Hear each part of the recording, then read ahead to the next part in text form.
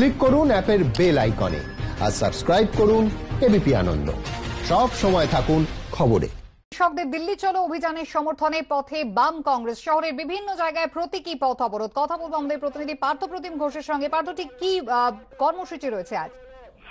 দেখো, আজকে রাজ্য জুড়ে এমনকি কলকাতার বিভিন্ন প্রান্তে এই কর্মসূচি ছিল, এবং যেমনটা গড়িয়াহাট মোড়ে আমরা দেখতে পাই। গড়িয়াহাট মোড়ে সিআইটিইউ যারা বাম শ্রমিক সংগঠন তারা যখন রাস্তা অবরোধ করতে যায় সেই সময় 12টা থেকে 12টা 15 পর্যন্ত রাস্তা অবরোধ কর্মসূচি থাকে। সেই সময় কিন্তু গড়িয়াহাট পুলিশ চলে আসে এবং কিছুক্ষণ অবরোধ হওয়ার পরে পুলিশ সেই অবরোধ সরিয়ে দেয়। মূলত কৃষক আন্দোলনের সমর্থনের পথে বাম কংগ্রেস এবং শহরের বিভিন্ন প্রান্তে আজকের এই 12টা থেকে 12টা 15 পর্যন্ত রাস্তা অবরোধের কর্মসূচি নিয়েছিল তারা। কুসুমিতা, ধন্যবাদ পার্থ।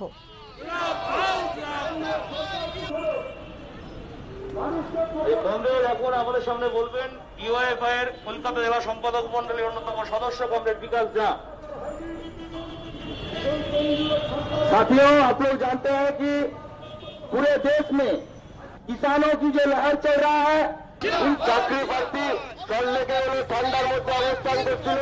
গতকাল রাত্রি 12টার সময় তাদের উপরে আক্রমণ নামায় তাদের অবস্থান তুলে দিয়ে গ্রেপ্তার করে তাদেরকে। কৃষি আইন প্রত্যাহারের দাবিতে এখনো অনড় কৃষকরা। এর মধ্যেই এবার কৃষক আন্দোলনে চীন ও পাক যোগ রয়েছে বলে দাবি করলেন বিজেপি শাসিত হরিয়ানার কৃষিমন্ত্রী। এই চাপানুতরের মাঝেই আজ কেন্দ্রের সঙ্গে চতুর্থ দফা বৈঠকে বসবেন কৃষকরা। বেলা 12টায় বৈঠকে কৃষি আইন প্রত্যাহারের ফের দাবি জানাবে কৃষক সংগঠনগুলি। পাশাপাশি সকাল 10টা নাগাদ কৃষক বিক্ষোভ নিয়ে দিল্লিতে কেন্দ্রীয় স্বরাষ্ট্রমন্ত্রী অমিত শাহর সঙ্গে বৈঠকে বসবেন পাঞ্জাবের মুখ্যমন্ত্রী অমরিন্দর সিং। এদিকে দিল্লি ঘেরাও করে গত সপ্তাহ থেকে কৃষক সংগঠনগুলির জাতীয় সড়ক অবরোধ কর্মসূচির জেরে হরিয়ানা, উত্তরপ্রদেশ থেকে দিল্লিতে ঢোকার একাধিক রাস্তা অবরুদ্ধ। বন্ধ করা হয়েছে দুটি সীমানা।